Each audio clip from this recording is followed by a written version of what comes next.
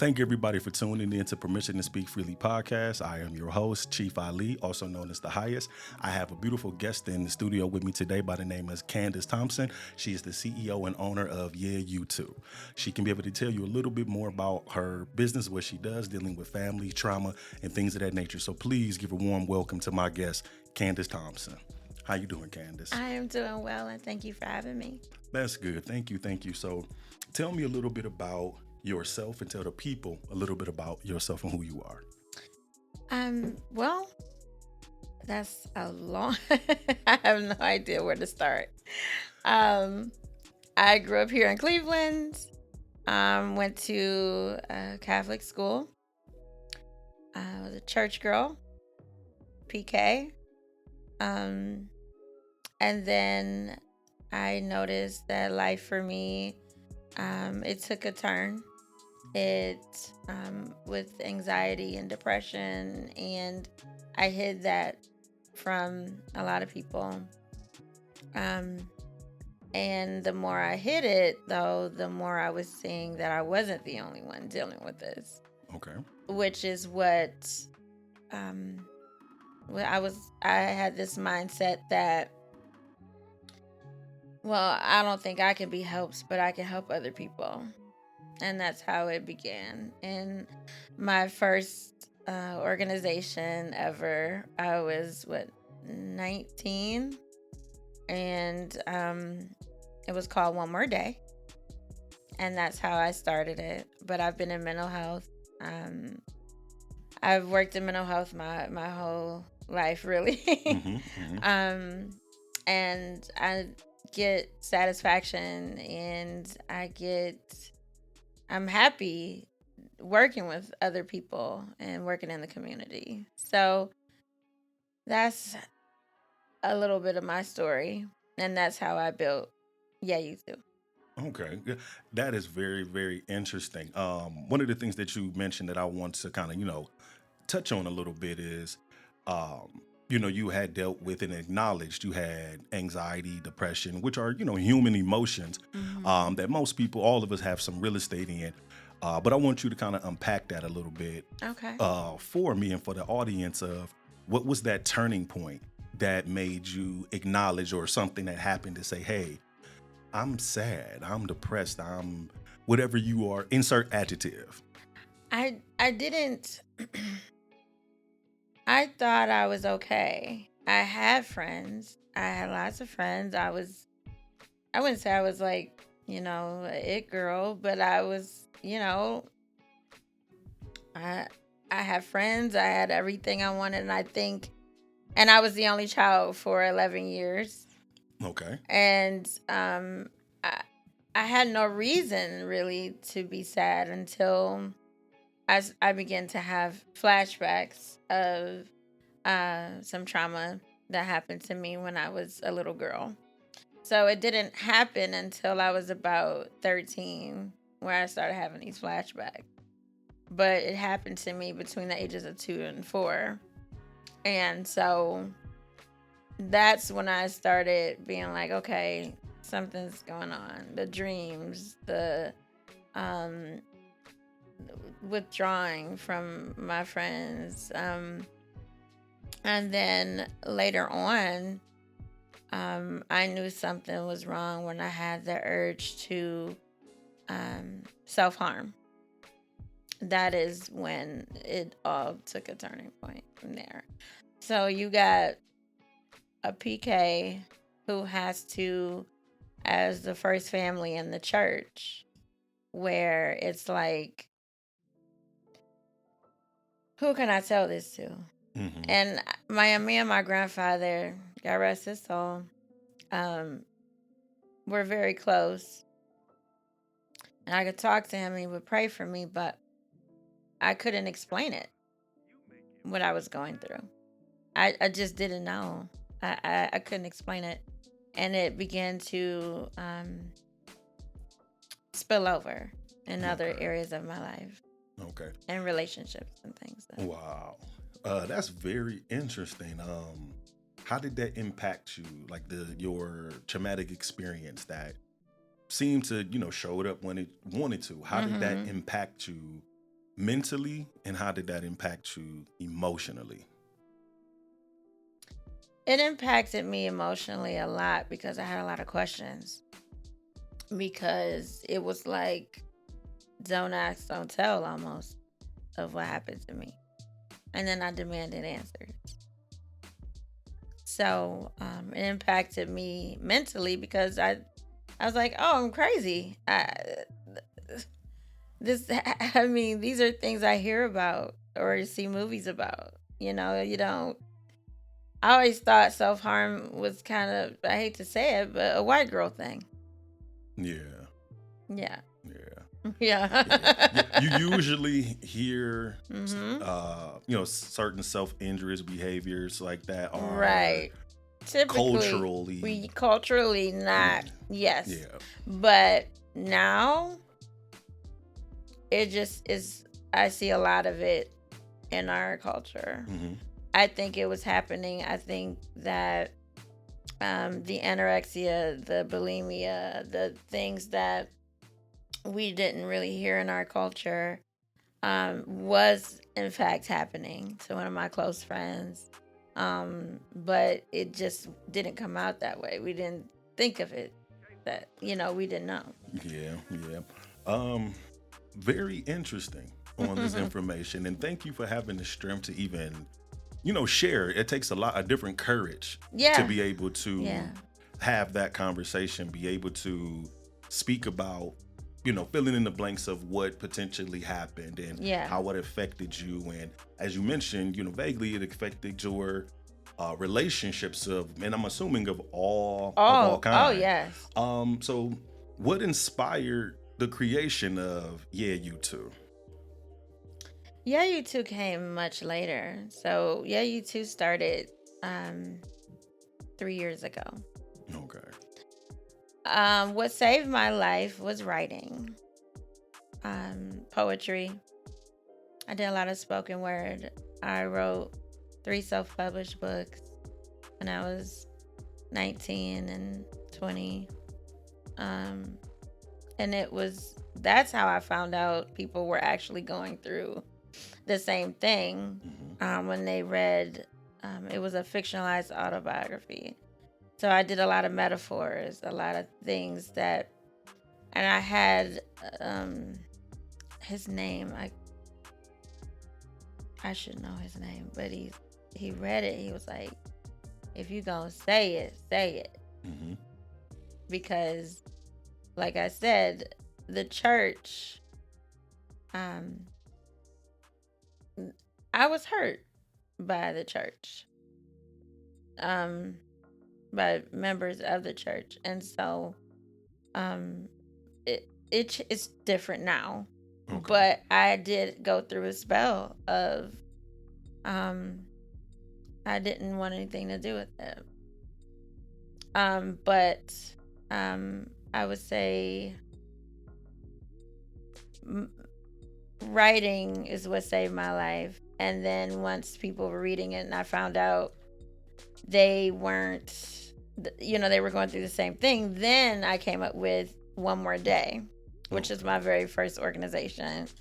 And then once I saw these patterns of the systems that we have, or lack thereof, that's what made me create, and my pain helped me create Yeah, You Too. Okay. All right. So I will assume myself and the listeners that this pain, would you identify with that as, this trauma as like a pain that you carry? Okay. Yeah. Would you agree that this pain gave vision to your philanthropy work? Absolutely. Okay. Unpack that a little bit for me, and for the people of what pain you think gave birth to this vision? Like, what overall pain that made you say, hey, nobody else this can never happen to her? What happened to make you come up with the name Yeah, You Too? Isolation. The isolation. And Yeah, You Too shows how inclusive it is. It's you too. It's whoever you are, wherever you've been. you too can get help. You too can fight this spiritual warfare. You too can make it. So that's where you too came from. Okay. So tell me, what exactly does you two provide? We're a connector. So what since we are new, what we're doing is we're connecting, we're putting people in, we're teaching a man to fish. Okay. Okay. So I didn't want to be just, yes, we feed the hungry, we give clothes, we do things, but say like, on May 29th, I'm doing a female felon job fair. I'm putting you in the room. You do the rest. Okay. You see what I mean? Mm-hmm. We want to have as many resources as possible so that, because there's a disconnect and we want to be that bridge that connects that gap. People don't know where the resources are, or they try one and it's not working out, so they don't try anymore. So our job is to make sure that people know where these resources are. And so, like I say,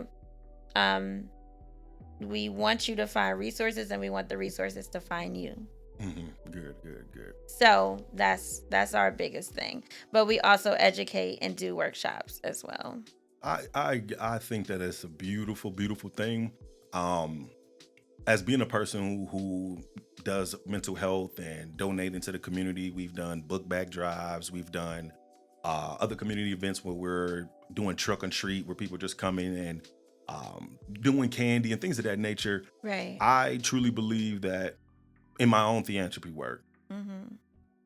there are a ton of resources out there, but it's not enough participation. Right. So it's a beautiful thing that you are able to push this information out. You're constantly showing and being like that beacon and letting them know, hey, we got you. We can be here to, yes. we can assist you with these things. We can connect you with these things, but you have to do the work. Yes, ma'am. And as a person who is a counselor to staff and to other people, and who goes to therapy myself, it only works if you tell the truth. If you tell the truth, yes. Okay, you can't be chasing the ghosts. No. All right. So what population does your company serve? Everybody.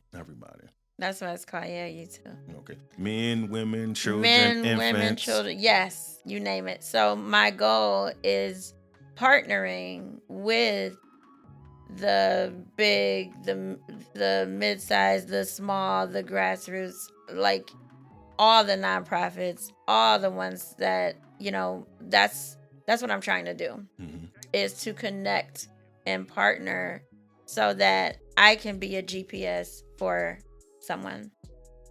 I can say, what are your barriers? Okay, you're hungry. All right. Why are you hungry? Do you need a job? All right. Let me get you to Employment GPS with Goodwill. Let me get you case management, which we'll be doing very shortly, hopefully next year. Then it's, okay, what are the barriers? So we want to know where are the barriers? Like you said, tell me the truth. Yeah, tell me the truth. Are you on drugs? Are you, we deal with, is it trauma? Is it drugs? Is it, what is it? And sometimes it takes longer to find out because they don't want to be judged. They don't want to be. And that's where my story comes in, where it's like, yo, I'm pretty sure if I haven't been through what you're going through, I'm pretty close. Yeah. Okay. So speaking of that, what are some trauma signs that people may overlook in like women and children? They come in so many different things. I would say in children, look at what your children create when they draw. That's a big one. You can tell what is going on in your child's mind through what they create. Mm. Yeah. How they play. I would say not necessarily just if they're just bad at school, and it's like, oh, I keep having to go up to the school. There's a reason, behind that. So some things, also, what are they mirroring? Mm-hmm. The parents, I would say some signs for the parents. Are they engaged? Yeah. They may be there, but are they engaged? And a lot of parents are very tired. Yeah. They're very tired. They're very jaded. They are clueless a lot of times. And they want to isolate. Get a kid a tablet, and I'm going to go and do whatever, Yeah. And it's not kind of like, you can't really be like, what's wrong with my kid if the tablet is raising them? Understood. And you see that a lot Mm-hmm. in today's, society. Mm-hmm. That the tablet is there for stimulation for the parent while they're able to kind of do, Yes. other things. Yes. Understandable, but I don't agree with it fully. You know what I'm saying? Like, I know it's temporary. It's supposed to, be a filler for while you're doing other responsible things. But when it's all day. Yeah. When And you're, as you mentioned, it's raising them. Yeah. Yeah. So just have a question about that. What do you think the system is failing vulnerable families with stuff like that? I don't know if you're familiar with it. If you know anybody in prison, what did they give them? Nothing. 3 hots in a cot? A tablet. Yeah. Get my drift? Yes, ma'am. Okay. Yeah. Okay. Yeah. It's programmed to be addictive. It's programmed to give you what they want you to watch. Have you seen videos when you take a tablet away from a child? Oh, yeah. Yeah. Have you seen us with our phones? Yeah. When we can't find it. Have you seen it? Yeah. Yeah. So, Yeah. The system, I don't think it's as much as a failure as it is a program. It's programmed. Okay. So when you say program, meaning that it was already written to have particularly this effect, this experiment that we're creating, putting this tablet out. I think it got worse during COVID. Oh yeah. And that was a test run. I don't want to sound like I got a tinfoil hat on, but I just go with what I see. Yeah, I mean you sound a little conspiracy theorist. However, I am one myself. If you can make the dots connect, right? You can make the dots connect where it makes sense. That I understand. I won't say, hey, I believe you, but I'm like, I don't think you off. I don't think you lying. Right. I don't think you lying. Yeah. You making sense. So I understand. But I try to be careful what I say. But yeah, I do feel like, everything you're in, some people, like, oh, this is the Matrix. But I do believe in some things being a simulation. I agree. I do agree. So we started off pretty hard, pretty strong, pretty deep. Thank you for letting us know, a lot about you, about your organization. So just want to get some, more information just about you. Generally, so myself and the listeners and the viewers can be able to just, Candace, you seem like you are a very strong woman taking on all of this pressure, I'll say, all of this stress to be able to help and assist others. So it seemed like they wouldn't fall into circumstances such as yourself. Right. So with all of these heavy things that you carry, what keeps you grounded? My responsibility to the community.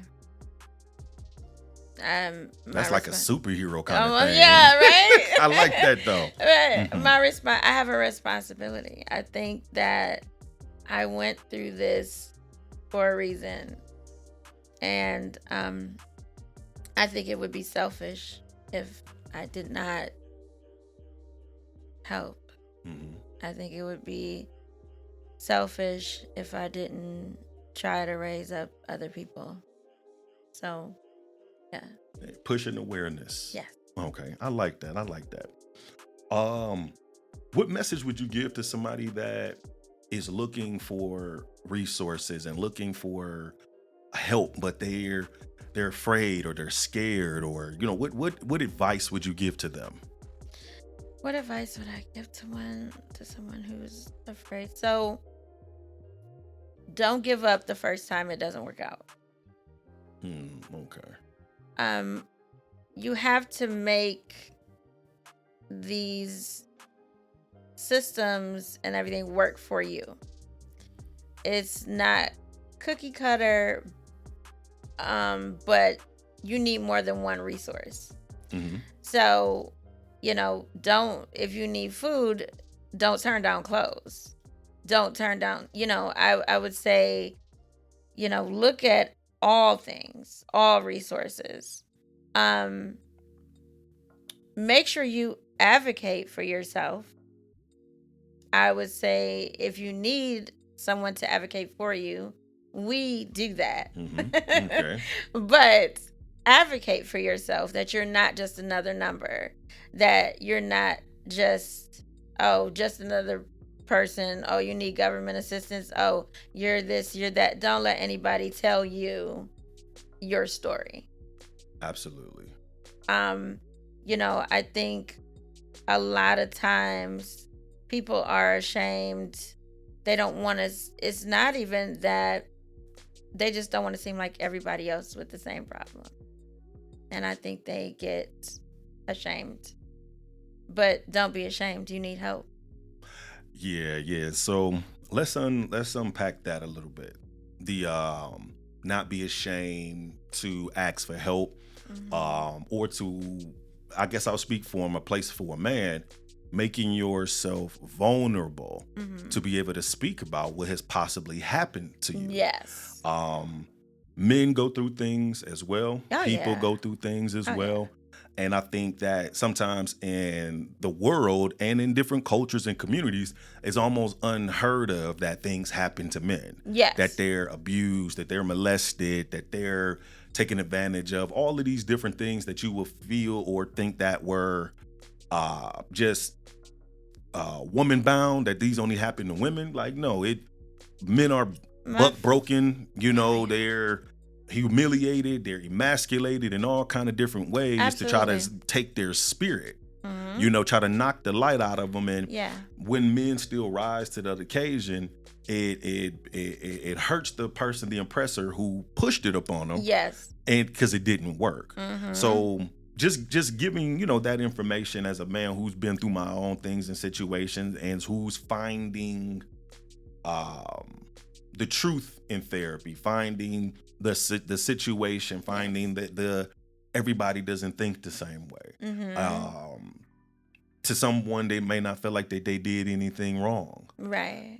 Because, hey, that happened to them, which is no longer like an excuse to use. Oh, it happened to me. No, that's not an excuse to habitually keep pushing BS. Right. Knowing that you are diagnosed and you didn't like it, or what's happening to you, but you choose to push it on to somebody else. No. Right. Is why I can understand why some underlaws do what they do when people show up like that. Yes. And speaking on that, when it comes to men, my father, he passed away, but my father was raped. He was sexually abused. Wow. By his stepfather. And every chance he got, he had to try to, he was labeled a womanizer, but he had to prove his manhood every chance he got. And it backfired on him. He ended up not, he didn't make it. He committed suicide. Wow. And so I saw that early on, but I didn't know why he was so broken. I didn't know why he was so absent. And I didn't understand really until it was too late. But we don't just, we support men. You know, I'm doing a female felon job fair, but I'm doing one for the men in July. Yeah. But before that, give the people a little bit of information of where they can attend your female-friendly felon. Was it? Make sure I'm saying it correctly. The female felon job fair. Or is it a date, address, phone number? Yes, it is. So it's May the 29th. It is at the Midtown Collaboration Center, 1974 East 66th Street. And it's from 1 to 4. We will have employers there for jobs. So interviewing on the spot. We'll also have mock interviews. Dress for Success will be there. If you don't have anything to wear, we help you. And we will have like a bag of clothing that you can take with you, refreshments, and resource tables. So that's what we'll have. Okay. And this is targeted primarily to women. Reentry. Okay. So what advice would you give to, say, a young mother who's re-entering into the world, who's, maybe silently struggling right now? Would this be like a good place for her to come? Absolutely. It would be a very good place for her to come to, because these are employers who are giving you a second chance. So specifically, these employers are. And they're not like, oh, let me give you a girly job. Like, no, we got everything from Edwin's to construction to, you know what I'm saying? So sometimes I get questions like, well, what kind of job's going to be there? Do you need one? Do you need a job? Does it matter? A felon-friendly job. A felon-friendly job. Okay. So sometimes I get things like that. But I'm like, baby, if you need a job, just come on down. Okay. But I would let them know your past is not your future. And that, shake that off. Yes, ma'am. So shake that off. I'll take that as a form of healing. Got to heal through things. Got to heal through that, yes. All right. So what does healing look like to you personally? Healing, I don't feel like healing is tricky. It's, you become new, but not necessarily losing that part of you that made you who you are. You kind of have to remember why you healed. So I look at it as healing is coming out of the old, but remembering why. Remembering why you did it. Yeah. Not forgetting, but like living above it. Living above it. I got you. Because that made you, because the reason why you're healing in the first place is because of this thing. And it's not, I think healing is a big part of not giving what happened to you power. You got to say that one more time. One more time. What you're healing from, you cannot give it power. Gotcha. I think that's a heavy thing for people just in general. Yeah. Because sometimes we can be our own worst enemy. Yes. Your isolation, how your mind battles with your heart, all of the different things that are human. Yes. The human experience. Yes. But learning, like, you don't get rid of the problem because or the situation that happened. It seems that you're learning and become stronger to live above it. Okay. All right. So I do got a few more questions. If someone wanted to support your mission or help you, where would they find you? My Instagram, Candace Nicole Thompson, YY2. U2.org. So it's YEAHYOUTOO. .org. Okay. And next week, because we're redoing our site, you'll be able to donate on the site. We also take non-perishables and clothing. not just monetary donations. And I put on IG, we also take prayer. Yeah. We take prayer too. Mm-hmm. So if you can't give, keep us in prayer that we can keep going. Yes, ma'am. Yes, ma'am. So I do have just a few more questions to get the listeners to know more about You Too. Okay. What inspired just that creation itself of You Too? I became a mom.